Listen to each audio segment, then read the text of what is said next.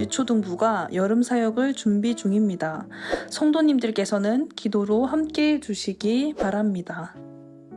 동독교회 모든 성도님들을 대상으로 사진 촬영을 진행하려 합니다.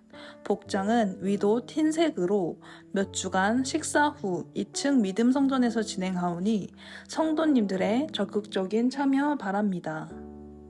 이번 주 아름다운 섬김입니다. 식사 제공은 박윤자 집사님께서, 중식 섬김은 소망목장에서 봉사해 주십니다. 7월 생일자입니다. 박윤자 권사님, 강정래 권사님, 임민수 청년입니다. 생일을 맞으신 모든 분들 생일을 진심으로 축하드립니다. 네, 할렐루야. 선하신 주님을 찬양합니다. 우리가 좌우 앞뒤 분들 바라보시면서 날씨가 참 뜨겁습니다. 함께 나눠보시면 좋겠습니다. 날씨가 참 뜨겁습니다. 한 번 더 이렇게 고백했으면 좋겠습니다. 주님이 우리를 향한 사랑은 이보다 더 뜨겁습니다. 주님이 우리를 향한 사랑은 더 뜨겁습니다. 네, 날마다 우리의 삶을 선하게 인도하여 주시는 선한 목자 되신 주님의 그 은혜는 우리의 은혜보다 더 큰 줄 믿습니다. 우리 함께 그 은혜를 바라보면서 우리의 선한 목자 되신 주님을 기억하며 이렇게 그분의 이름을 높이며 찬양하며 시간 나가도록 하겠습니다.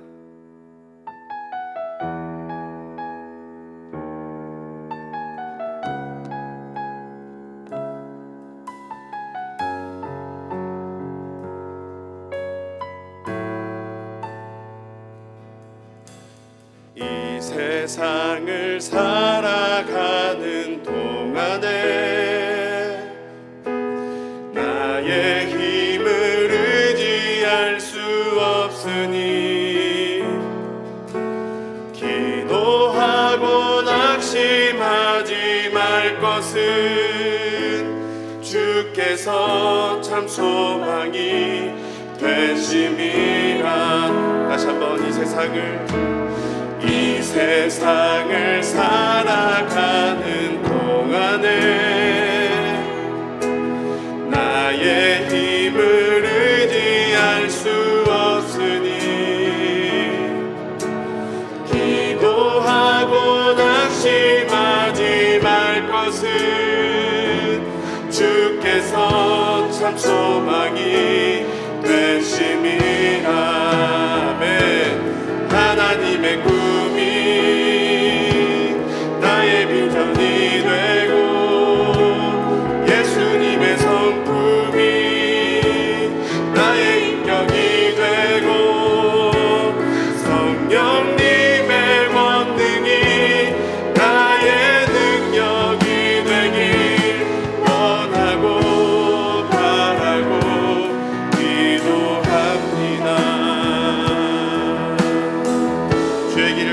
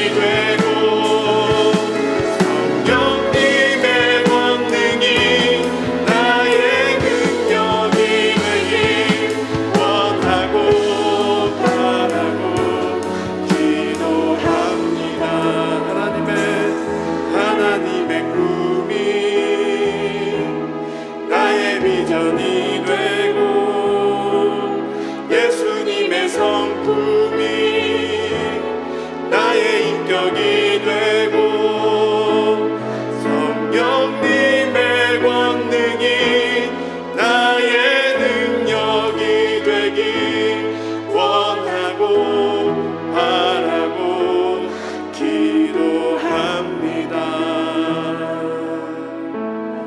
할렐루야. 날마다 우리는 연약한 삶을 살아가고 실패와 실수가 결단된 것보다 더 많지만 그럼에도 우리에게 소망이 있는 것은 그런 우리를 붙드시는 하나님이 온전한 분이시기 때문입니다. 그 주님께서 보내신 성령 하나님이 우리의 삶을 온전하게 이끄실 것이기 때문입니다. 우리가 그 믿음 가운데 살아가는 우리의 삶이 되길 소망합니다. 아멘. 함께 기쁨으로 우리의 삶을 이끄신 주님을 찬양하시면서 나가도록 하겠습니다.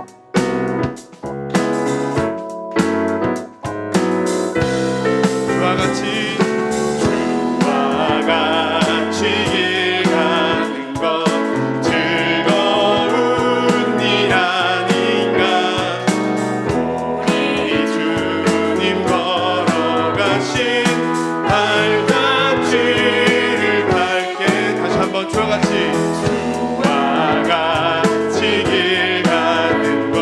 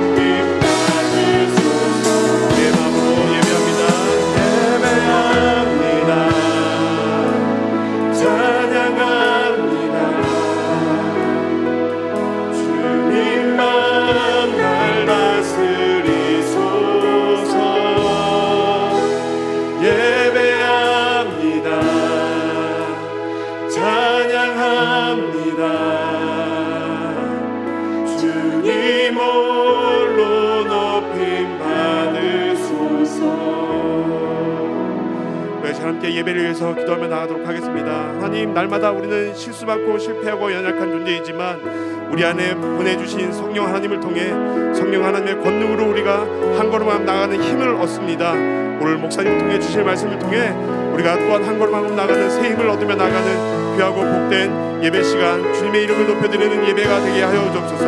함께 기도하며 나가도록 하겠습니다. 사랑해 주신 우리도 우리의 삶들 가운데 찬양합니다.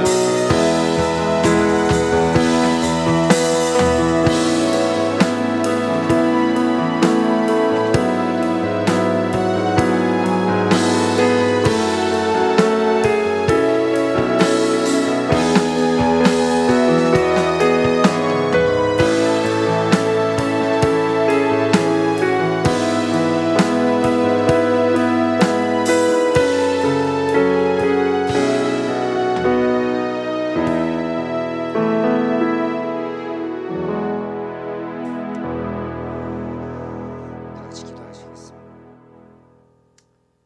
전능하신 하나님 아버지, 올해 첫 시간은 주님 앞에 드린 지 엊그제 같은데 벌써 한 해의 절반이 지나고 7월의 삼복더위와 함께 연일 계속되는 폭염 속에서도 우리를 주님의 전으로 인도하심에 감사를 드립니다. 아버지 하나님, 복된 주일을 맞아 분주했던 일상의 삶을 잠시 멈추고 지난 한 주간에 지치고 상한 우리의 마음과 생각을 주님 앞에 내려놓습니다. 주님의 말씀에 순종하지 못하고 우리의 생각으로 세상을 살아왔음을 이 시간에 고백하오니 우리의 죄의 십자가의 보혈로 씻어 주시어 푸른 초장으로 인도하여 주시옵소서.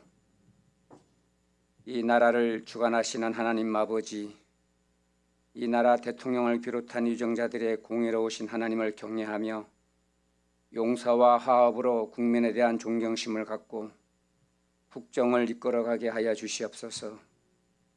지역과 이념, 세대와 빈부 간의 갈등 없이 대화와 타협과 화합으로 국민의 마음을 하나 되게 하여 주시옵소서. 물가는 헤아릴 수 없이 오르고 남과 북의 관계는 어느 때보다 불안정하여 러시아와 우크라이나의 전쟁으로 세계의 정세도 앞을 내잡지 못할 만큼 불안하오니 우리가 세운 이정자들이 지혜를 모으고 조국과 민족의 미래를 위해 주님의 뜻대로 하나님의 축복을 땅에서 이루어지는 지도자들이 되게 하여 주시옵소서. 우리의 생명과 축복을 주시는 주님, 오늘도 단위에 세우신 담임 목사님께 귀한 생명의 말씀, 축복의 말씀을 증거하실 때 성령님께 함께 하시어 말씀이 선포될 때 우리의 심령마다 변화되고 치유되는 놀라운 은혜와 축복과 영광이 나타나는 귀한 시간 되게 하여 주시옵소서. 주님께서 세우신 교회를 위하여 충성하는 손길들을 기억하시고 주님을 향한 사랑과 헌신이 주님 모시는 그날까지 변함없이 이루어질 수 있도록 성령 이끌어 주시옵소서. 교회를 찾는 메마른 종들에게 해갈의 기쁨과 감사와 찬양이 넘치는 교회가 되게 하여 주시옵소서. 이 시간도 귀한 종들을 기억하시고 저들의 헌신과 충성으로 주님의 나라가 확장되고 복음이 전파되어 지역사회에서 우리의 교회가 든든히 서가도록 하나님 축복하여 주시옵소서. 여름 날씨 우리 하나님 성도님들 기억하여 주시고 어디에서 무엇하든지 여름을 잘 보내는 귀한 심령들 되게 도와주시옵소서. 아무 일 없이 첫 시간부터 마치는 시간까지 주님께 예배를 의탁하오니 하나님 함께하여 주시옵소서. 사랑이 많으신 예수님의 이름으로 간절히 기도드렸습니다. 아멘.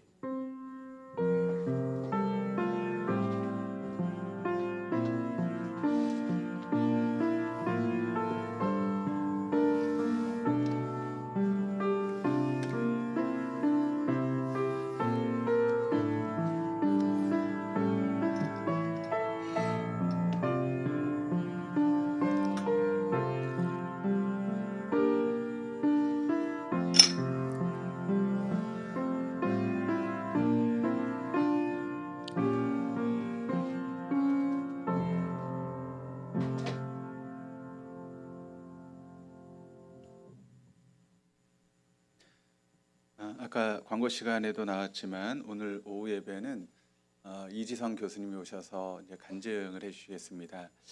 참 모시기 어려우신 분인데 기회가 돼서 저희 교회 오셔서 간증을 해주시는데 아마 우리에게 많은 도전이 되는 그런 시간이 될 줄 믿습니다. 오후 예배까지 다 참석하셔서 우리가 도전받고 또 우리의 삶이 얼마나 아름다운 하나님의 선물인지를 깨달을 수 있는 그런 은혜의 시간들 될 수 있기를 주님의 이름으로 축원합니다. 우리 함께 하나님 말씀 보시겠습니다. 함께 보실 하나님 말씀은 디모데후서 1장 9절에서 12절까지 말씀입니다. 제가 가진 성경으로 신약 성경 343페이지 디모데후서 1장 9절에서 12절까지.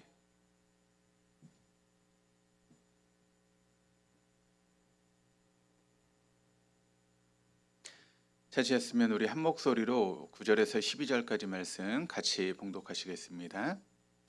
하나님이 우리를 구원하사 거룩하신 소명으로 부르심은 우리의 행위대로 하심이 아니요 오직 자기의 뜻과 영원 전부터 그리스도 예수 안에서 우리에게 주신 은혜대로 하심이라.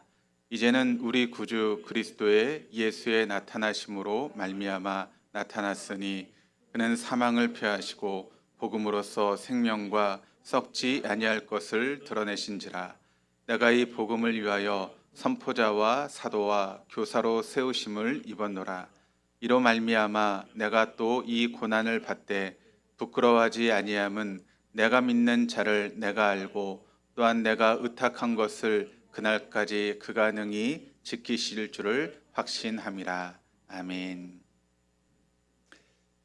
우리 하나님 날마다 새 일을 행하시는 분이십니다. 여러분 믿으십니까? 날마다 새 일을 행하시는 우리 하나님은 특별한 경우를 제하고는 사람을 통해서 일하시죠. 어떤 사람입니까? 영과 진리로 예배하는 사람. 영으로 예배한다라고 하는 것은 성령의 이끄심을 따라 예배하는 것이고 또 진리로 예배한다라고 하는 것은 진리의 말씀 앞에 나를 조종하고 순종하는 것입니다. 오늘도 성령의 이끄심을 따라 진리의 말씀 앞에 여러분의 삶을 조정하고 순종하심으로 하나님의 새 역사의 주인공이 되는 하나님의 도구로 귀하게 쓰임받을 수 있는 저와 우리 동덕의 모든 교우들 될 수 있기를 다시 한번 주님의 이름으로 축원합니다. 여러분 이 자리에 왜 오셨습니까? 이 자리에 왜 오셨죠? 우리가 이 자리에 온 것은 어떤 의미에서 영적인 백신을 맞기 위해서 우리가 이 자리에 온 것입니다. 우리가 살고 있는 이 세상은 사단이 왕노릇하는 세상이 되었습니다. 영적으로 완전히 오염된 그런 세상이 되었다는 것이죠. 영적으로 오염된 이 세상을 살아가기 위해서는 우리가 주기적으로 백신을 맞아야 됩니다. 영적인 백신을 맞아야 우리의 삶이 여러분 영적으로 오염되지 않습니다. 백신이라고 하는 것이 여러분 맞아보셔서 아시지만 백신을 맞을 때 좀 따끔하고 때로는 어려움이 있을 수 있습니다. 그러나 하나님께서 우리에게 주시는 백신은 안전합니다. 때로는 그 말씀을 듣고 우리가 그 말씀대로 살아갈 때 그 말씀의 능력이 또 하나님의 보호하심이 우리의 삶 가운데 있는 줄 믿습니다. 그러므로 이 자리에 영적 백신을 맞고 한 주간 동안 믿음으로 승리하실 수 있는 우리 동독의 모든 교우들 다 될 수 있기를 다시 한번 축원합니다. 코로나가 2년 전에 이제 생기고 코로나가 생기면서 한국 교회는 굉장히 어려움을 당하고 있습니다. 그런데 코로나 때문에 어려움을 당한 것이 아니라 실상은 코로나 이전부터 한국 교회가 잠재되어 있던 여러 가지 문제들이 코로나 이후에 드러나고 있는 것이죠. 어떻게 보면 코로나 이전에 한국 교회가 하나님 원하시는 그런 교회 모습이 아니라 양적인 팽창과 또 눈에 보이는 것만을 추구하는 그런 모습 때문에 점점 하나님과 멀어지는 그런 교회가 되었고 또 하나님 원하시는 그런 교회가 아니라 인간의 교회가 되어지는 하나님의 교회와 주님의 교회가 아니라 인간이 주인 되는 그런 교회로 점점 변하고 있었다는 것입니다. 그런데 코로나가 터지면서 우리 안에 있는 모든 상처가 맞춰 골마 터지는 것처럼 터져서 한국교회 문제가 드러나게 된 것이죠. 그런데 많은 신학자들은 코로나 이후에 한국교회 모습을 진단하면서 이 코로나가 위기가 아니라 기회가 될 수 있다라고 이야기를 합니다. 이것이 우리에게 화가 아니라 복이 될 수 있다라고 이야기를 하고 있습니다. 그런가 하면 우리가 잃어버렸던 교회의 정체성을 회복할 수 있는 좋은 기회가 될 수 있기 때문에 교회가 무엇인가 또 믿음이라고 하는 것이 무엇인가 성도의 삶이 어떤 삶이 되는가라고 하는 그런 부분에 대해서 곰곰이 생각하는 그런 기회가 되었다는 것입니다. 오히려 이 코로나가 교회의 정체성을 세울 수 있는 좋은 기회가 됐다라고 하는 그런 점에서 오히려 코로나는 위기가 아니라 우리에게 복이 되고 기회가 될 수 있다라고 하는 그런 이야기들을 많이 하고 있습니다. 그러면 교회의 정체성은 과연 무엇이겠습니까? 성경에서 교회는 뭐라고 정의하고 있습니까?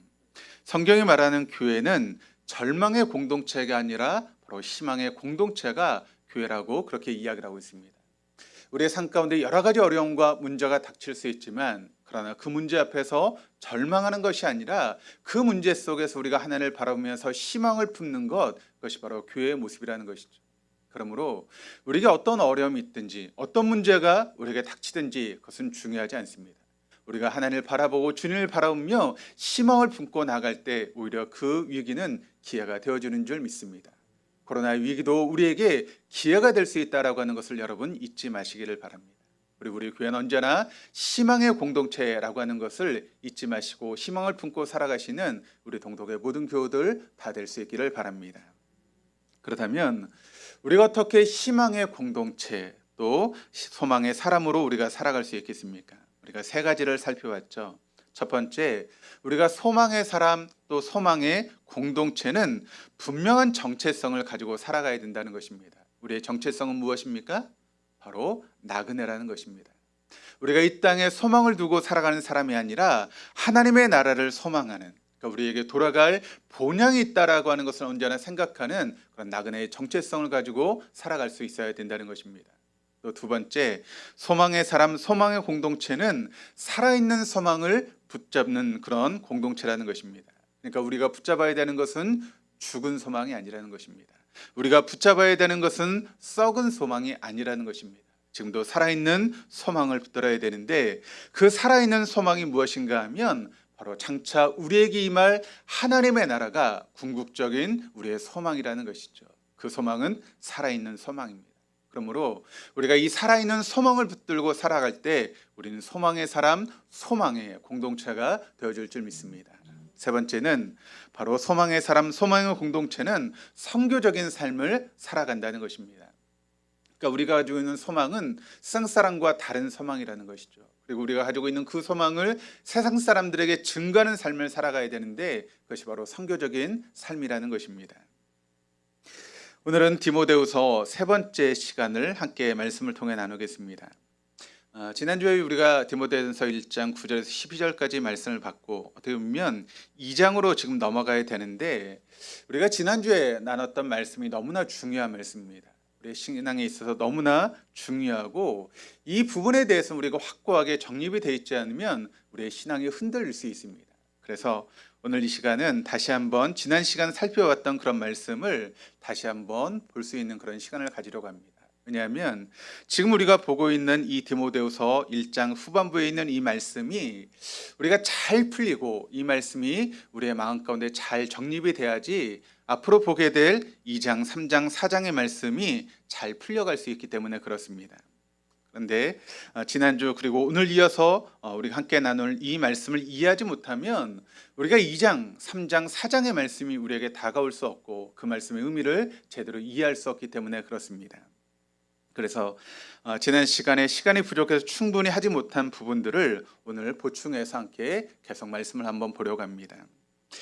요즘 디모데후서의 말씀을 보면서 여러분 이 말씀에서 지금 반복되는 그런 말씀이 있습니다. 어떤 말씀인가 하면 복음이 능력이다라고 하는 그런 말씀을 제가 지금 디모데후서의 말씀을 보면서 여러분에게 계속 강조하면서 이야기를 하고 있습니다.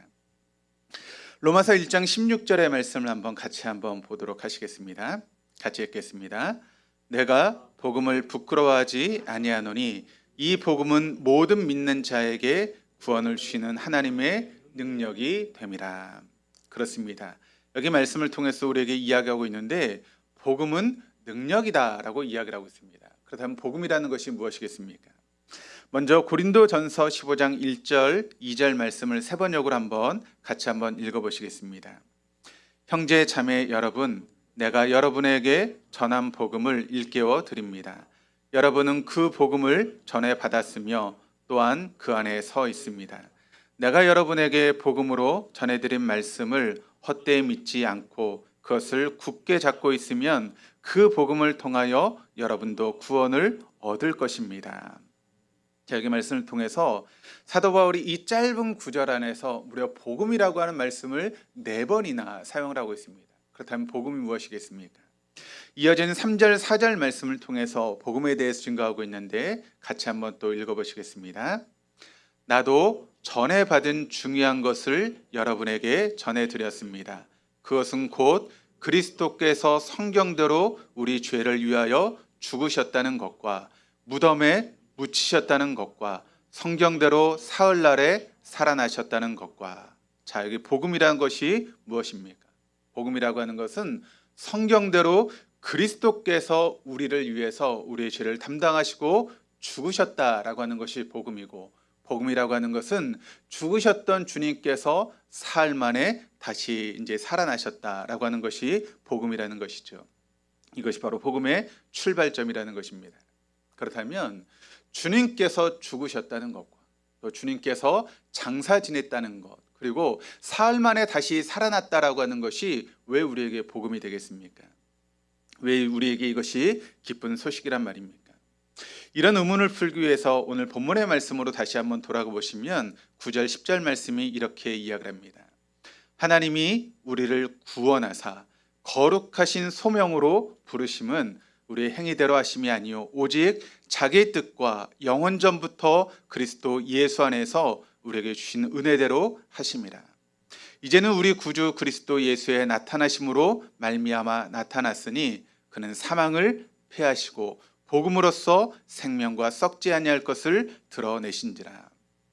오늘 본 말씀인 이 9절 10절 말씀에서 우린 중요한 세 구절을 발견할 수 있게 됩니다. 첫 번째는 무엇인가 하면 10절 상반절에 나오고 있는 것처럼 우리를 구원하셨다는 것. 그리고 두 번째는 거룩한 부르심으로 우리를 불러주셨다는 것. 그리고 세 번째는 10절 하반절에 나오는 것처럼 죽음을 피하시고 복음으로써 생명과 썩지 아니할 것을 우리에게 드러내셨다라고 하는 것. 이 세 구절이 우리에게 너무나 중요한 그런 구절입니다. 그런데 여러분, 이것이 왜 우리에게 중요한 구절이겠습니까? 이 질문에 우리가 답을 하기 위해서 우리가 지난 시간 살펴왔던 것처럼 죽음에 대한 먼저 선 이해를 가지지 않으면 이 말씀이 왜 우리에게 중요한 말씀인지 우리가 알 수 없게 됩니다. 그렇다면 성경이 말하는 죽음이라고 하는 것은 무엇입니까? 지난주에도 말씀을 드렸던 것처럼 성경이 말하는 죽음이라는 것을 단 한마디로 이야기를 하면 그것은 바로 분리다라고 이야기할 수 있습니다. 이 분리는 세 단계를 통해서 이루어지게 되는데 첫 번째 단계는 무엇인가 하면, 여러분, 죄가 우리 인간에게 들어오지 않습니까? 아담과 하와가 죄를 지음으로 죄가 우리에게 들어오게 되었습니다. 그런데 아담과 하와가 죄를 지음으로 우리 인간에게 죄가 들어오게 되었을 때 일어났던 현상이 어떤 현상인가 하면 바로 하나님과의 교제가 끊어지게 되었다는 것입니다. 그러니까 하나님과 분리되는 그와 같은 일이 벌어지게 되었다는 것이죠. 그래서 하나님이 우리 인간을 위해서 마련했던 그 에덴 동산에서 인간이 쫓겨나는 그와 같은 일이 이루어지게 되었습니다. 그래서 우리는 하나님께 나아갈 수 없는 하나님과 인간의 분리가 바로 첫 번째 죽음의 의미라는 것이죠. 그런데 하나님께서 우리 인간을 만드셨을 때, 그러니까 하나님과의 교제가 끊어지기 전에 우리 인간의 모습은 어떤 모습인가 하면 영과 혼과 육이 조화를 이루는 그와 같은 삶이 되었다는 것입니다. 그래서 혼과 영과 육이 조화를 이루고 또 그렇게 잘 질서정연하게 그와 같은 삶을 살아갔던 것이 바로 창조의 우리의 모습이었다는 것이죠. 근데 여러분, 죄가 우리에게 들어오고 하나님과 우리의 관계가 끊어지기 시작하면서 무엇이 또 우리에게 다가오기 시작했는가 하면 혼과 육이 분리되어지는 죽음이 우리에게 다가오게 되었다는 것입니다. 이것이 바로 두 번째 분리입니다.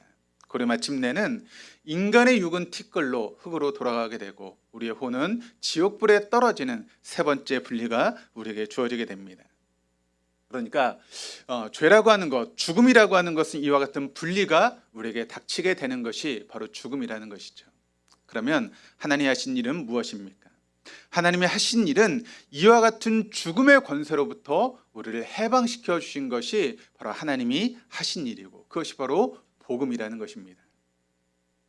첫 번째, 예수님이 십자가에 달려 죽으심으로 말미암아 하나님과의 교제가 끊어진 우리로 하여금 하나님과의 교제가 회복되게 하신 것, 그것이 바로 하나님이 하신 일이죠. 이것은 바로 우리를 첫 번째 사망에서 건져주신 것을 의미합니다. 이것은 과거 2000년 전에 예수님께서 이 땅에 오셔서 십자가를 지심으로 우리에게 주신 구원의 놀라운 은혜, 그것이 바로 첫 번째 하나님이 하신 첫 번째 사망에서 우리를 건져주신 것이죠. 근데 이것을 신학적인 용어로 뭐라고 말씀하고 있는가 하면 의인 혹은 칭의라고 그렇게 이야기를 합니다. 그러니까 의롭다라고 칭해 주셨다는 것이죠. 우리가 의인이 아님에도 불구하고 예수님의 죽음을 통해서 우리는 하나님 앞에 의로운 존재가 되어줄 수 있게 되었다는 것입니다. 두 번째, 우리를 거룩한 부르심으로 불러주셨다는 것입니다. 그러니까 하나님과의 관계가 깨어지고 또 하나님과 분리되었던 우리 인간이 예수님의 죽으심을 통해서 우리가 하나님과의 교제가 회복되게 되었다는 것입니다. 그래서 우리가 지금까지는 사단이 왕노릇하는 그와 같은 삶을 살아갔는데 이제부터는 그 사단이 왕노릇하는 그와 같은 삶으로부터 청산되게 되었다는 것이죠. 그래서 이제부터는 성령의 이끄심을 따라서 부활하신 예수님을 우리의 삶의 주인으로 모시고 살아갈 수 있는 그와 같은 삶이 된 것입니다. 그래서 세상 사람들과 구별된 삶을 살아갈 수 있도록 우리를 불러주셨다는 것이죠. 이것이 바로 둘째 사망에서 우리를 구원해 주신 그와 같은 모습이라는 것이죠. 이것은 현재 성령님께서 하고 계시는 그런 일인데 이것을 여러분 신학적인 용어로 뭐라고 이야기를 하고 있는가 하면 바로 이것을 성화라고 하는 그런 단어로 쓰고 있습니다. 우리가 거룩해져 간다. 이것이 바로 성화의 두 번째 단계인 것이죠. 세 번째는 무엇인가 하면 죽음을 패하시고 복음으로써 생명과 썩지 아니할 것을 드러내셨다. 그러니까 죄로 말미암아 영원히 지옥불에 떨어질 뻔했던 우리를 구원해 주셔서 이제는 썩지 아니할 영원한 하나님 나라에 들어가게 하셨다는 것입니다. 이것을 우리가 셋째 사망에서 우리를 건져주신 것을 의미하는데 이것은 장차 누가 하실 일인가 하면 바로 성부 하나님께서 하실 일인데 이것을 신학적인 용어로 뭐라고 이야기를 하는가 하면 영화라고 이야기를 합니다. 우리가 영원히 거룩한 존재가 된다라고 이야기를 하죠. 그러니까 구원은 세 단계로 이루어지게 된다는 것입니다. 칭의, 성화, 영화. 그런데 이 칭이라고 하는 것은 누가 하신 일인가 하면 바로 예수님께서 하신 일입니다. 그리고 이 성화라고 하는 것은 누가 하는가 하면 우리와 성령님께서 하신 일입니다. 그리고 영화는 세 번째는 바로 성부 하나님께서 하신 일이죠. 지금까지 했던 내용들을 제가 여러분들이 좀 이해하기 쉽게 하기 위해서 표로 정리해 봤는데 먼저 우리 인간의 타락의 결과를 죽음을 맞게 하게 되는데 세 단계로 이야기할 수 있습니다. 첫 번째 단계는 하나님과 인간의 분리, 두 번째는 혼과 육의 분리, 세 번째는 영원한 분리, 지옥불로 떨어지는 것을 의미합니다. 그러면 우리가 어떻게 구원의 과정을 밟을 수 있게 되는가? 복음이 무엇입니까? 1단계는 하나님께서 우리를 구원해 주시고 이것이 9절 상반절 말씀이고 두 번째는 거룩한 부르심으로 우리를 불러주셨다는 것입니다. 그것이 바로 9절 중반절에 나오고 있고 세 번째는 죽음을 패하시고 복음으로써 생명과 썩지 않을 것을 우리에게 드러내신다. 이것이 바로 10절 상반절의 이야기입니다. 이걸 다시 표로 제가 정리해 보면 인간 편에서 보게 되면 첫 번째는 하나님과 인간의 분리입니다. 예수님을 통해서 우리를 구원해 주셨는데 이것을 의인 혹은 칭이라고 부릅니다. 두 번째 단계는 혼과 육의 분리가 시작되는데 죄 지은 인간, 그런 우리를 위해서 우리를 거룩한 부르심으로 우리를 불러주게 되신다는 것이죠. 그것은 성령의 이끄심으로 우리가 성화의 삶을, 거룩한 삶을 살아갈 수 있게 된다는 것입니다.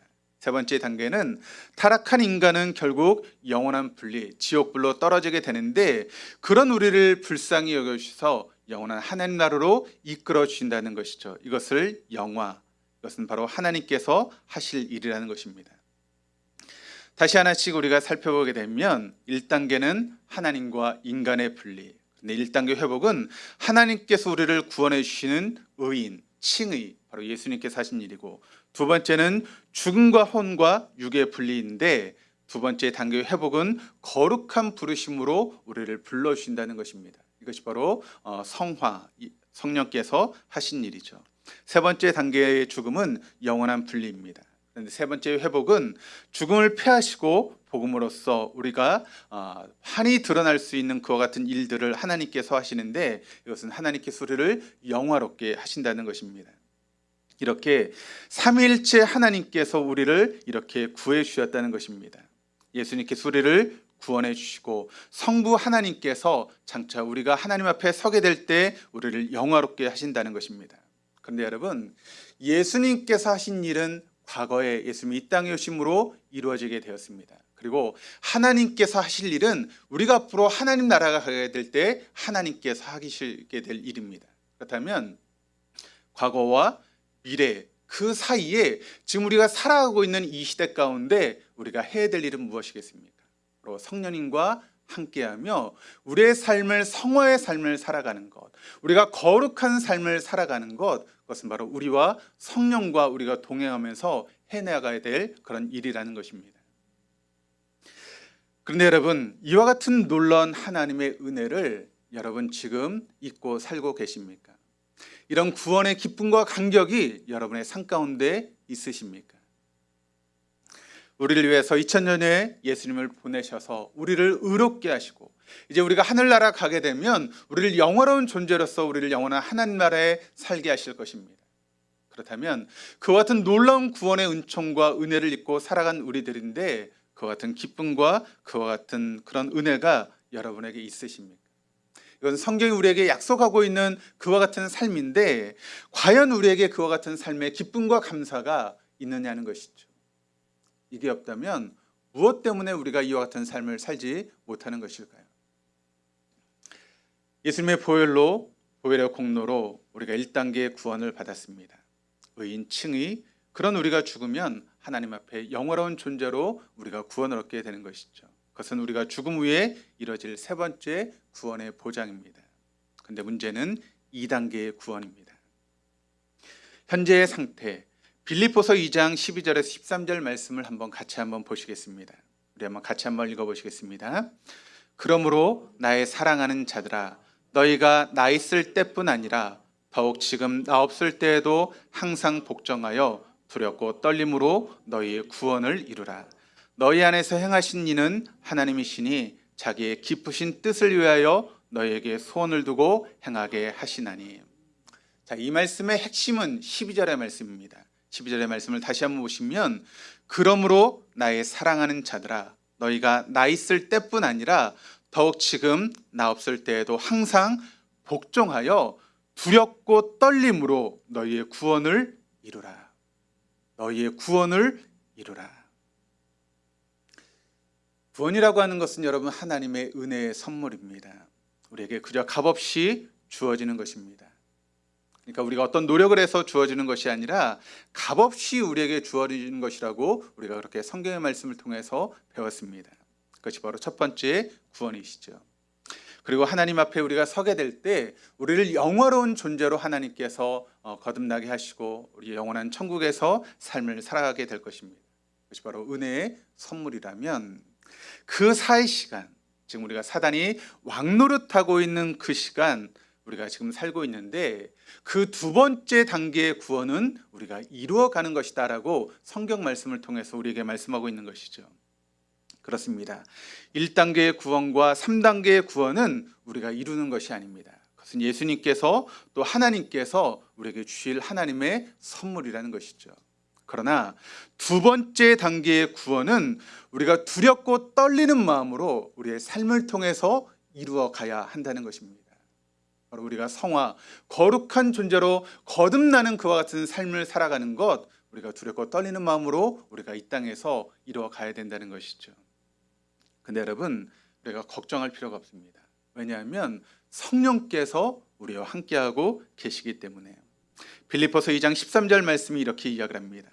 너희 안에서 행하신 이는 하나님이시니 자기 기쁘신 뜻을 위하여 너희에게 소원을 두고 행하게 하시나니. 하나님의 거룩하신 영이신 성령님을 우리가 모셔드리기만 하면 그때부터 성령 하나님께서 우리의 마음속에서 역사하시기 시작하신다는 것입니다. 그래서 성령 하나님은 우리로 하여금 하나님이 기뻐하신 일이 무엇인가 우리의 생각에 염두하게 하시고, 또 성령 하나님 우리로 하여금 하나님이 기뻐하신 일을 행할 수 있도록, 실천할 수 있도록 우리를 이끌어 가신다는 것입니다. 이것을 신학적인 용어로 성화라고 이야기하는 것입니다. 요한복음 16장 7절 말씀이 이렇게 이야기를 합니다. 그러나 내가 너희에게 실상을 말하노니 내가 떠나가는 것이 너희에게 유익이라. 내가 떠나가지 아니하면 보혜사가 너에게로 오시지 아니할 것이고 가면 내가 그를 너에게 보내리니 13절 말씀 그러나 진리의 성령이 오시면 그가 너희를 모든 진리 가운데로 인도하시리니 그가 스스로 말하지 않고 오직 들은 것을 말하며 장래일을 너희에게 알리시리라. 예수님이 이 땅에 오셔서 십자가를 지시고 죽으심으로 우리를 구원하셨고 이제 승천하심으로 우리를 떠나가셨습니다. 그런데 예수님이 떠나가심으로 우리에게 오신 분이 있는데 그분이 누구신가 하면 바로 성령 하나님이시라는 것입니다. 그리고 그 성령 하나님을 우리가 모셔드릴 때 우리의 삶은 성화의 삶을 살아갈 수 있게 된다라고 말씀하고 있는 것이죠. 복음이 무엇입니까? 진짜로 예수님이 십자가에 달려 죽으심으로 우리를 죄에서 또 죽음에서 건져내셨다는 것입니다. 그래서 죄로 인해서 단절됐던 하나님과 우리의 관계가 회복되게 되었습니다. 세 번째로 우리가 이 세상의 삶을 마치고 나면 우리를 영원하신 하나님의 나라 천국으로 데려가실 것입니다. 그때 우리의 몸은 영원한 몸으로 변화될 것이고 거기서 우리는 영원한 삶을 살게 되는 것이죠. 그러니까 80년, 90년의 인생을 살아가는 것이 아니라 이제 영원한 몸으로 변화된 우리가 영원한 하나님 나라에서 영원히 살게 된다는 것입니다. 그런데 이 두 가지는 우리가 예수 그리스도를 영접하기만 하면 우리의 삶 가운데 이루어진 하나님의 은혜의 선물이라는 것입니다. 그런데 문제는 두 번째 단계입니다. 둘째로 구원받은 우리는 지금 우리가 살고 있는 이 세상은 사단이 왕노릇하는 세상입니다. 그런데 이 세상 가운데 우리가 살아가면서 그 성령님을 모셔드리고 그분이 이끄시는 대로 살아가야 됩니다. 그것이 바로 성화의 삶이라고 말씀을 드렸습니다. 그렇다면 그때부터 성령께서 우리 안에 임재하셔서 우리의 삶이 하나님이 기뻐하시는 그와 같은 삶을 염원하게 하시고 또 우리의 삶을 통해서 하나님이 기뻐하시는 그런 일들을 실천하게 만들어 가신다는 것이죠. 이것은 내 노력이나 내 열심이 아니라 오직 하나님의 은혜로 우리에게 주어지는 것이죠. 이것을 바로 기쁜 소식, 복음이라고 이야기하는 것입니다. 여러분 그런데 참 이상합니다. 이렇게 기쁜 소식을 저는 목이 터져라 외치는데 여러분의 얼굴을 보니까 왜 이렇게 얼굴이 싸합니까? 전혀 기쁘시지 않는 것 같아요. 괜히 부담감으로 지금 제 말씀을 들으시는 것 같아요. 왜 그럴까요? 왜 이렇게 부담감을 가지고 여러분 들으십니까? 이게 정말 우리에게 기쁜 소식이고 정말 감사할 그런 말씀인데 여러분 그 말씀을 들으시면서 왜 기쁨이 없습니까? 왜 그럴까요? 저는 한번 이런 생각을 해봤습니다. 여러분이 성령을 내 안에 모셔드리면 성령께서 내 안에 역사하시면서 하나님이 기뻐하신 일을 염원하고 또 하나님 기뻐하신 일을 이제 그때부터 실천하게 된다라고 하는 그런 말씀을 들으셨는데 왜 그 말씀을 들으면서 내 안에 기쁨이 없을까? 그것은 아마 여러분의 마음 가운데 이런 생각이 있을 수 있습니다. 내가 성령님을 잘못 모셔드리면 그때부터 내 삶은 끝이야. 그렇죠? 그래서 내 삶이라는 건 없어지는 거야. 그때부터 내가 하던 일 다 때려치고 선교사가 돼서 뭐 아프리카로 가거나 아니면 뭐 동남아 오지로 가든가 거기서 복음을 증거하는 삶을 살아야 돼. 아니 뭐 그 정도는 아니더라도 이제부터 이 세상에서 세상적인 낙은 하나도 없이 그저 복음만을 위해서 살아야 돼. 혹시 그런 생각 때문에 여러분 부담이 되셔서 그 말씀을 들으셔도 기쁨이 없는 것 아니겠습니까? 정말 그럴까요? 우리가 성령을 내 안에 모셔드리면 우리가 세상에서 즐기던 모든 즐거움과 즐거운 낙들이 다 사라지고 그냥 성령이 하는 대로 그냥 마지못해 사는 그런 삶을 살아가게 되는 것일까요? 여러분 그것은 여러분의 착각입니다. 오히려 그 반대죠. 아무리 열심히 살아도 여러분 인생을 살아보셔서 아시지만 재미가 없지 않습니까? 여러분 그렇게 애를 쓰고 노력하면서 인생을 살아오셨는데 여러분 살아왔던 인생을 한번 돌아보시길 바랍니다. 내가 애를 쓰고 노력하며 그렇게 인생을 살았는데 내 인생 가운데 즐거움이 더 많았습니까? 힘들고 어렵고 괴로움이 더 많았습니까? 내가 열심히 최선을 다해서 애를 쓰며 살았음에도 불구하고 재미도 없고 내가 아무리 애를 쓰면서 인생을 살았는데 그렇게 노력해도 풀리지 않던 내 삶이었지 않았습니까? 그런데 여러분 그런 삶 가운데 성령이 오시면 여러분의 삶이 생기가 돕니다. 성령께서 여러분의 삶 가운데 임재하기 시작하시면 여러분이 살아야 될 이유를 발견하게 되고 하루하루를 벅찬 감격과 기쁨 가운데 살아갈 수 있는 것이 바로 성령의 역사라는 것이죠. 날 때부터 꼽추였던 소녀가 있었습니다. 그 소녀가 17살이 될 때까지 그 소녀는 집 밖을 나가본 적이 없습니다. 자신의 모습이 너무나 부끄러워서 그 소녀는 밖을 나가보지 않았고, 또 그런 삶을 살고 있는 딸을 바라봤던 부모들도 그런 소녀를 학교에 보낼 엄두를 내지 못하고 살았습니다. 소녀가 한사코 밖으로 나가려고 하지 않았기 때문이었죠. 그런데 이 17살 먹었던 소녀에게 어느 날 수녀님이 찾아왔습니다. 그리고 수녀님은 그 소녀를 끈질기게 설득해서 피정에 데리고 갔습니다. 이 피정이라고 하는 것이 이제 우리 개신교로 이야기를 하면 부흥사경회 같은 그런 것입니다. 그래서 이 꼽추였던 소녀가 이 피정에 참석을 하게 되었는데, 강사로 오셨던 신부님이 마치 성령님에 대해서 강의를 했습니다. 그리고 그 강의를 하고 들었던 많은 참석자들에게 신부님이 이런 이야기를 했다고 합니다. 이제부터 여러분들에게 시간을 10분 정도 드릴 테니까 모두 밖으로 나가십시오. 그리고 수도 마당이 되었든 혹은 산이 되었든 어디든지 나가서 지금 성령께서 여러분 각자에게 무엇을 깨닫게 해주시는지 가만히 귀를 기울여 들어보시기를 바랍니다. 그리고 다시 돌아오세요라고 이야기를 했습니다. 그 이야기를 듣고 거기에 피정에 참석했던 모든 분들이 다 밖으로 나갔습니다. 그리고 이 꼽추 소녀도 나가야 되었죠. 사람들은 산자락, 나무자락, 좋은 자리를 차지해서 거기 앉아서 이렇게 성령의 음성을 듣기 위해서 애를 썼습니다. 이 소녀도 나갔는데, 이 소녀는 이제 사람 만나기를 이제 꺼려하는 그런 소녀 아니겠습니까? 그래서 될 수 있는데 사람이 없는 곳을 이제 찾아다니다가 한 곳에 자리를 잡고 앉았습니다. 그런데 앉아보고 주변을 살펴보니까 그 자리가 어떤 자리였는가 하면 쓰레기통 옆이었습니다.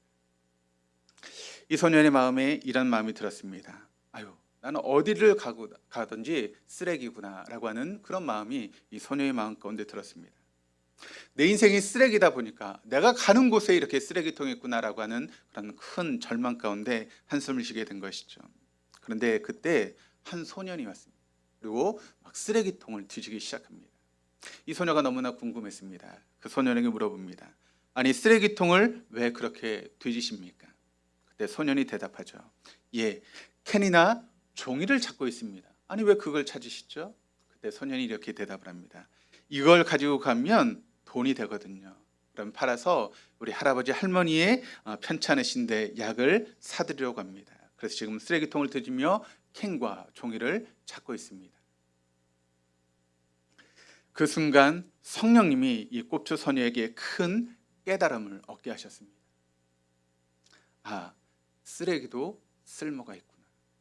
그렇다면 나 같은 쓰레기가 쓸모가 있겠구나. 저 쓰레기를 팔아서 노인들의 약값을 할 수 있다면 나처럼 쓰레기 같은 꼽추도 병들어 누워있는 사람들을 위해서 얼마든지 약이 될 수 있겠구나라고 하는 그런 성령의 감동을 이 소녀가 느끼게 된 것이죠. 그리고 이 소녀는 큰 결단을 내리게 됩니다. 그리고 성당에서 운영하는 양론으로 들어가서 평생 봉사하는 삶을 살게 되었다는 것입니다. 잘 보시기를 바랍니다. 자기의 삶의 의미를 모르고 자기 삶의 사명감을 깨닫지 못했을 때 여러분, 그 삶이 얼마나 괴로운 삶입니까? 하루하루 살아가는 것이 죽은 것 같은 그런 괴로움의 인생이었을 것이고, 또 내가 왜 살아가야 되는가, 오히려 삶이 고통이고 어려움이지 않았겠습니까? 그러나 성령 안에서 삶의 의미와 사명을 찾았더니 더 이상 자신의 흉측한 외모는 문제가 되지 않더라는 것입니다. 누가 성령 충만한 사람입니까? 기도를 많이 하는 사람이 성령 충만한 사람입니까? 그렇지 않습니다. 성령 충만한 사람은 그리스도 안에서 자기 삶의 의미를 찾는 사람이 진정한 의미의 성령 충만한 사람인 줄 믿습니다. 지금 내가 두 발을 딛고 있는 이곳에서 내게 주어진 사명을 찾는 사람이 바로 성령 충만한 사람이라는 것이죠. 그런 사람에게 외적인 조건은 문제가 되지 않습니다. 더 이상 외모가 문제가 되지 않는 것이죠. 돈이 더 이상 문제가 되지 않습니다. 학벌이 더 이상 문제가 되지 않습니다. 어떤 나이도 더 이상 문제가 되지 않습니다. 이해를 돕기 위해서 한 가지 이야기를 하고 말씀을 마치도록 하겠습니다. 미국의 샌프란시스코 남부에 가면 로스 알토일이라고 하는 그런 마을이 있는데, 이 마을이 굉장히 유명한 마을입니다. 왜 유명한가 하면 이 마을이 꽃이 굉장히 많고 또 꽃이 아름답게 잘 정리되어서 꽃마을로 유명한 그런 마을입니다. 그런데 이 마을이 이렇게 꽃마을이 된 데는 사연이 있습니다. 오래전에 이 마을에 요한이라고 하는 우편 배달부가 살고 있었습니다. 요한은 이 마을에서 매일 똑같이 자전거를 타고 사람들에게 우편물을 배달하는 그런 우편 배달부였습니다. 그와 같은 삶, 그러니까 계속 자전거를 타고 마을을 돌면서 우편을 배달하는 마치 다람쥐 쳇바퀴 타듯 그와 같은 삶을 15년이라는 삶을 살게 되었습니다. 그래서 젊었을 때 그의 모습이 이젠 중년에 접어들기 시작했죠. 어느 날 문득 이 사람에게 자신의 인생에 대해서 그리고 자신의 직업에 대해서 회의가 들기 시작했습니다. 단순하고 단조로운 삶이 실증나기 시작한 것이죠. 내가 언제까지 이런 일을 해야 되는가? 언제까지 이렇게 다람쥐 쳇바퀴 돌듯이 이와 같은 삶을 내가 살아가야 되는가라고 하는 그런 회의가 들기 시작했던 것이죠. 나는 정말 이 일을 계속해야 되나? 다른 일은 할 수 없을까라고 하는 그런 고민이 이분의 마음 가운데 들기 시작했습니다. 그래서 이분이 이 문제를 놓고 하나님 앞에 기도하기 시작했습니다. 그러나 하나님은 그런 그에게 아무런 응답을 하지 않았습니다. 도무지 다른 길이 열릴 기미가 보이지 않았습니다. 그때부터 하나님께 화가 나기 시작해서 하나님께 항변하기 시작합니다. 하나님, 어떻게 이 지루한 일을 내가 계속해야 됩니까? 어떻게 하면 좋습니까? 그렇게 기도하고 있던 어느 날 성령께서 그의 마음에 감동을 주고 말씀을 주셨습니다. 사랑하는 요한아, 자리를 바꾸려고 하지 말고 직업을 바꾸려고 하지 말고 내가 하고 있는 일에 보람 있는 방법을 찾아보려무나. 아무리 생각해도 성령의 말씀을 이해할 수가 없었습니다. 다시 기도하기 시작했습니다. 주님, 뭘 어떻게 하란 말입니까? 내 이 삶이 똑같은 그런 삶인데 어떻게 내가 보람을 찾고 어떻게 내 삶의 모습을 변화시킬 수 있습니까? 구체적으로 좀 알려주십시오. 그럼 제가 순종하겠습니다. 그때 성령께서 그에게 좋은 생각을 떠올리게 했습니다. 요한은 자신의 무릎을 탁 치면서 일어났습니다. 아, 이게 너무나 좋은 방법이구나. 이제부터 그렇게 해보는 거야. 그날부터 요한은 똑같은 자전거를 타고 똑같은 거리를 오가며 똑같은 일을 계속했습니다. 근데 한 가지 달라진 것이 있었습니다. 그것은 무엇인가 하면 자신의 우편 배달부 가방 안에 꽃씨를 넣고 다니기 시작한 것입니다. 그래서 자전거를 타고 가면서 오른쪽에 씨를 뿌리고 돌아오면서 왼쪽에 씨를 그렇게 뿌리게 되었습니다. 아무도 그가 그렇게 씨를 뿌리는 것을 알지 못했습니다. 그리고 아무도 알아주지 않았습니다. 그런데 세월이 흘러가기 시작하자 그가 지나갔던 모든 길 속에서 아름다운 꽃이 피어나기 시작했습니다. 그가 다니던 단조롭고 메마랐던 황폐했던 거리가 어느새 꽃의 거리가 되었고 그가 다닌 마을은 꽃마을로 변화되기 시작했다는 것입니다. 그렇습니다. 여러분, 성령 충만이라고 하는 것이 무엇이겠습니까? 바로 이것이 성령 충만 아니겠습니까? 물론 갑자기 방언을 하고 예언을 하고 입신을 하고 이를 때려치고 선교사로 나가는 것도 여러분 성령의 일이고 또 성령이 하신 일이 맞습니다. 그런데 여러분 그런 일들은 극히 예외적인 일입니다. 그래서 여러분 그런 일이 일어나면 신문에 나지 않습니까? 또 그런 일을 하신 분들이 책을 쓰지 않습니까? 왜 그럴까요? 그와 같은 일은 자주 일어나는 일이 아니기 때문에 신문에 나는 것이고 그와 같은 일을 했을 때 책을 쓰는 것입니다. 그러나 대부분의 경우는 그렇지 않다는 것이죠. 우리 영이 성령을 모셔드리기만 하면 성령께서는 우리 안에서 역사하기 시작하시면서 지금 우리가 하고 있는 일 그리고 우리가 하고 있는 자리에서 역사를 시작한다라고 하는 것을 여러분 잊지 마십시오. 누가 성령 충만한 사람입니까? 그리스도 안에서 자신의 삶의 의미를 분명하게 찾는 사람, 내가 두 발을 딛고 있는 이곳에서 내게 주어진 사명을 찾는 사람이 바로 진정한 의미의 성령 충만한 사람이라고 하는 것을 잊지 마시기를 바랍니다. 우리가 여러분 교회를 할 수 있죠. 그 일이 사람들이 보기에 그렇게 중요하지 않은 일일 수 있습니다. 어떤 일이 있을까요? 예를 들어서 교회를 청소하는 일, 식사를 준비하는 일, 혹은 교회 앞에 있는 풀을 뽑는 일. 여러분 그것을 누가 알아줄 수 있겠습니까? 너무나 작은 일 아니겠습니까? 그러나 그것이 성령께서 우리에게 주신 그와 같은 감동 속에서 하는 일이라면 그것이 바로 성령께서 내 안에 역사한 일이고 그것이 바로 성령 충만한 삶의 모습 아니겠습니까? 그 사람에게는 더 이상 그의 외적이나 어떤 상황이 문제가 되지 않는다는 것이죠. 이 세상에 여러분 인구가 70억이 넘어간다라고 이야기를 하고 있습니다. 그런데 그 70억의 많은 인구 중에서 오직 나만이 할 수 있는 그 일을 주님께서 나에게 주셨다라고 믿기 때문에 우리가 그 일을 감당하는 것 아니겠습니까? 일은 대통령도 또 세계 최고의 재벌도 할 수 없는 나만이 할 수 있는 그런 일을 하나님께서 내게 맡기셨다라고 하는 것을 여러분 믿으시기를 바랍니다.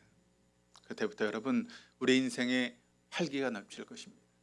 하나님이 주시는 그 성령을 통해 주시는 감동과 은혜가 우리의 삶 가운데 넘치게 되면서 그때부터 우리 인생이 변하기 시작하고 달라지게 될 것입니다. 그동안 그렇게 불행하게만 느껴졌던 내 인생이 그렇게 신이 날 수가 없는 것이죠. 그동안 죽지 못해 하던 일이 그렇게 즐거울 수가 없는 것입니다. 그동안 그렇게 꼴보기 싫던 사람들이 갑자기 그렇게 사랑스러워질 수가 없는 것입니다. 그렇습니다. 이게 복음입니다. 이게 바로 복음의 능력입니다. 복음은 사도 바울 개인뿐만 아니라 저의 삶을 바꿔놓았고 여러분의 모두의 삶을 송두리째 바꿔놓은 것이 바로 복음의 능력 아니겠습니까? 한 나라의 역사, 한 민족의 운명, 또 세계의 판도를 바꿔놓은 것이 바로 복음의 능력인 줄 믿으시기를 바랍니다.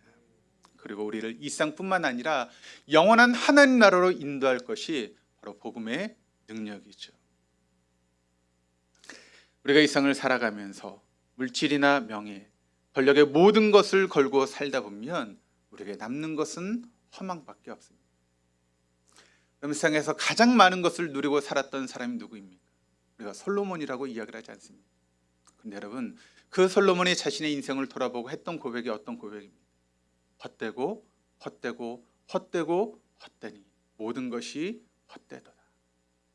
하나님을 떠나서 세상적인 것을 가지고 살아갔던 인생은 다 헛된 것뿐입니다. 그 인생의 마지막에 남는 것은 허망밖에 남지 않습니다. 그러나 우리가 성령 안에서 성령의 인도함을 따라서 우리의 삶을 조정하고 그 말씀에 순종할 때 우리에겐 하나님 주시는 감사가 있을 것이고 기쁨이 있을 것이고 은혜가 넘치는 것 같은 삶을 살게 될 줄 믿습니다. 그래서 우리가 어떻게 살아가야 될까요? 정체성과 사명의식을 가지고 살아가야 됩니다. 가진 것이 없어도 배운 것이 없어도 힘이 없어도 정체성과 분명한 사명의식을 가지고 살아가는 사람은 결코 그 인생이 허망하지 않습니다. 그 인생이 헛되지 않습니다. 언제 죽어도 후회가 없는 인생이 되어질 것입니다. 그런 삶을 살아가는 축복의 주인공들 다 되실 수 있기를 다시 한번 주님의 이름으로 축원드립니다. 우리 장로님들 나오셔서 성찬식 준비해 주시기를 바랍니다. 이제 오늘 나에게 들려주신 레마의 말씀을 붙잡고 부활하신 주님과 함께 믿음으로 살기를 원하는 성도들을 이 거룩한 은혜의 자리에 초대합니다. 우리 찬송가 228장 1절 4절 부르시면서 우리 떡을 받으시겠습니다.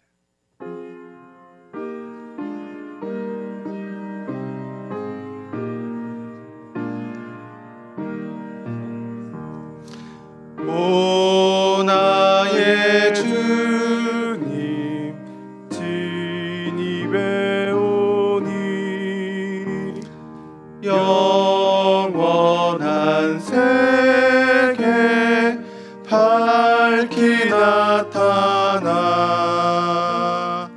한없는 은혜 길이 누리니 주님께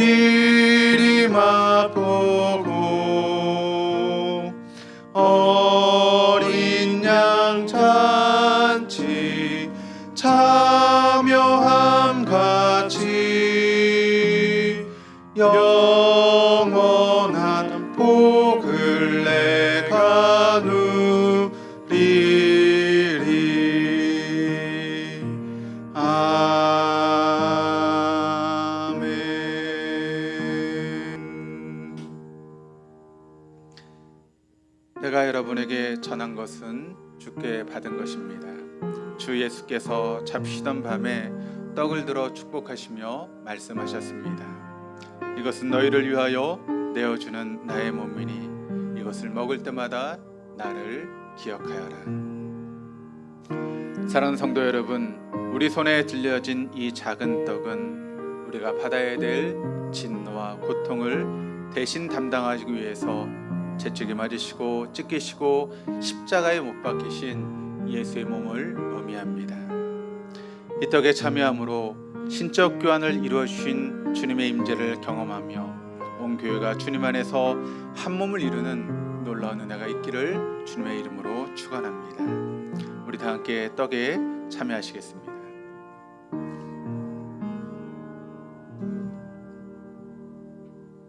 우리 주의 보좌로 나아갈 때 찬양하시면서 잔을 받으시겠습니다.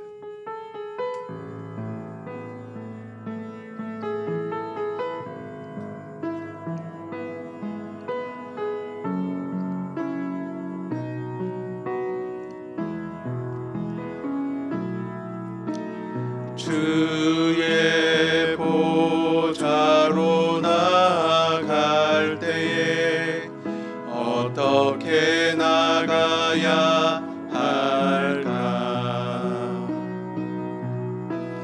나를 구원한 주의 십자가 그것을 믿으며 가네. 주의 보좌로 나아갈 때에 나 여전히 부족하나.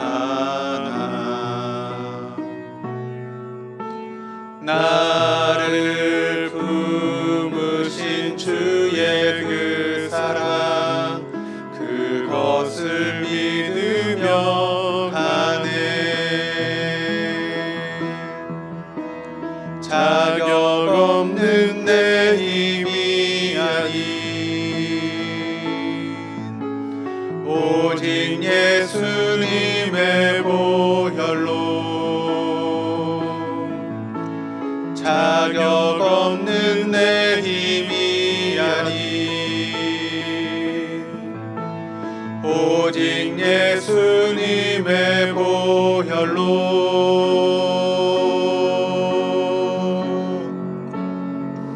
십자가의 보혈 완전하신 사랑 힘입어 나갑니다.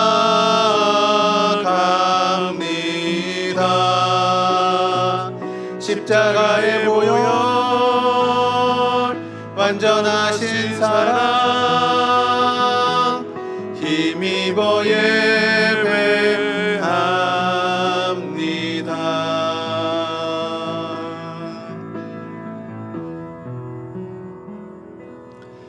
또 식사 후에 잔을 들고 말씀하셨습니다. 이것은 죄 사함을 얻게 하려고 흘리는 바 나의 피니 이것을 마실 때마다 나를 기억하여라. 사랑하는 성도 여러분, 우리 손에 들려진 이 포도주는 우리를 죄에서 구원하시고 우리를 영원한 하나님 나라에 인도하시는 예수님의 거룩한 보혈을 의미합니다. 이 잔을 믿음으로 받아서 이제부터 영원한 하나님 나라에 대한 소망을 가지고 부활하신 주님과 동행하며 삶을 살아갈 수 있는 우리 동덕의 모든 교우들 다 될 수 있기를 주님의 이름으로 축원합니다.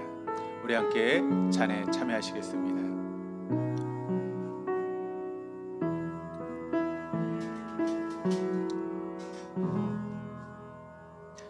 우리 화면을 보시면서 함께 파송의 인사를 나누시겠습니다. 우리 주님은 십자가에 달려 죽으셔서 우리의 저주를 축복으로 바꾸어 주셨습니다. 우리 주님은 십자가에 달려 죽으셨다가 다시 살아나셔서 우리의 그리스도와 주가 되셨습니다. 우리 주님은 마지막 때에 다시 오셔서 우리를 어린 양의 혼인잔치에 초대해 주실 것입니다. 성찬을 받은 여러분, 이런 믿음을 가지고 세상으로 나아가 축복의 통로로 살아가십시오.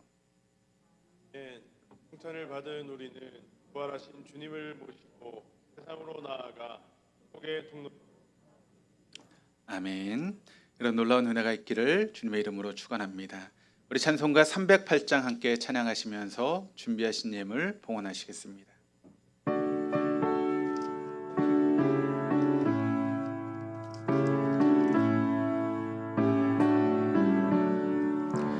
내 평생 살아온 뒤를 돌아보니 걸음마다 자욱마다 모두 죄뿐입니다. 우리 죄를 사하신 주의 은혜 크시니 골고다의 언덕길 주님 바라봅니다. 나같이 못난 인간 주님께서 살리려 하늘나라 영광고자 모두 버리시었네. 낮고 낮은 세상에 사람 형상 입으신 하나님의 큰 사랑 어디에 다 견주리. 예수님 나의 주님 사랑의 주 하나님 이제 나는 예수님만 높이며 서 살겠네.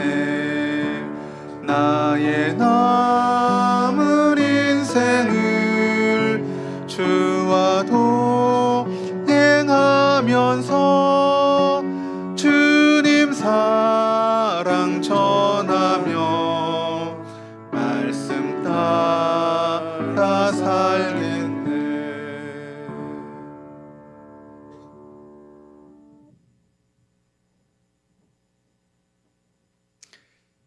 드린 예물을 위해서 기도하시겠습니다.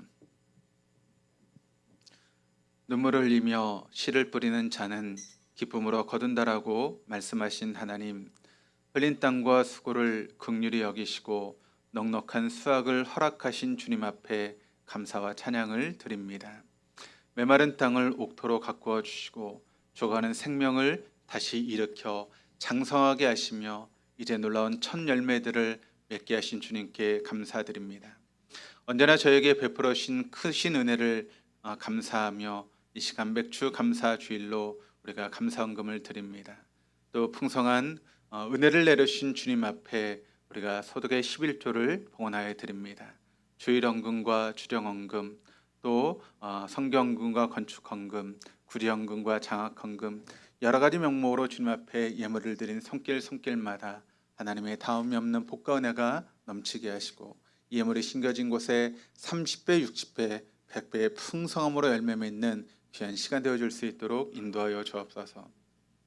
모일 때마다 보이지 않는 곳 수고하는 귀한 손길들이 있습니다. 수고한 대로 갚으신 하나님의 복과 은혜가 그 산 가운데 있게 하시고 또 이 자리에 함께 예배를 드려야 되지만 여러 가지 사정으로 함께하지 못한 교우들을 주님 기억하시고 어디 있든지 자리를 기억하고 함께 예배할 수 있도록 그들의 환경과 상황과 여건과 마음을 주장하여 주시옵소서. 감사드리며 예수 그리스도 이름으로 기도드립니다. 아멘. 이 시간 다 일어나셔서 우리 파송의 찬양 함께 찬양하시겠습니다.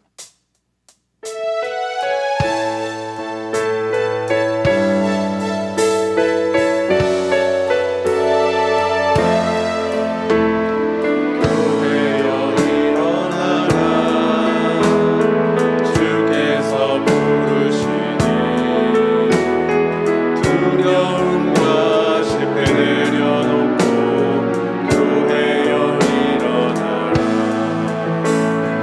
교회